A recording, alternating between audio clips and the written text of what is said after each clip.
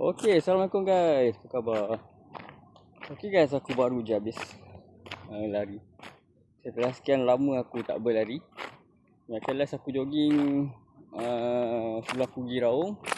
Dan lepas aku balik Raung, aku dah tak buat apa-apa aktiviti. Aku tak buat jogging, aku tak berlari apa. Sebab aku pack dengan waktu kerja aku yang sangat-sangat pack. Dan aku start balik. Okay, maklum aku kerja pukul 11. Dan macam ni baru aku balik. Dan aku rasa memang aku tak ada fit gila lah. Lately ni aku cepat pancit, cepat barai. Dan ya, tak ada strength apa semua. Tak ada fitness lah, tak ada fitness. So aku nekat, walaupun aku penat, aku nekat, aku balik kerja. Sampai kat sini aku bawa kasut siap dan aku jogging. Tapi yang paling palatnya, okay, aku baru habis berlari 1.5 km.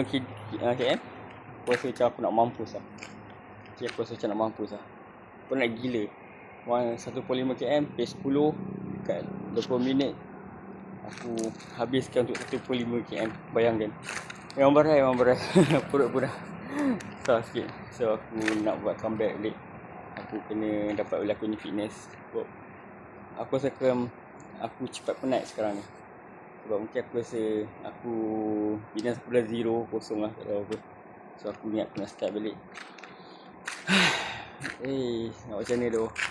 Waktu kerja memang padat sekarang ni. Memang tak boleh nak buat apa. Tapi nak tak nak aku kena lah berlari sikit.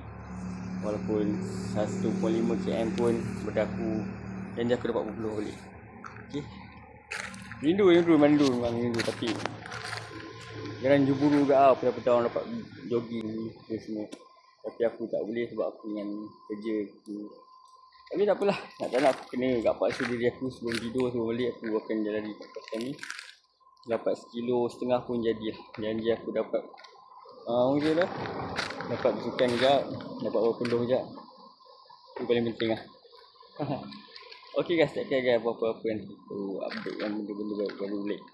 Aku update balik. Aku harap aku dapat fitness aku secepat yang mungkin.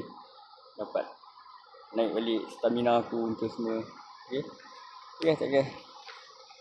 Assalamualaikum.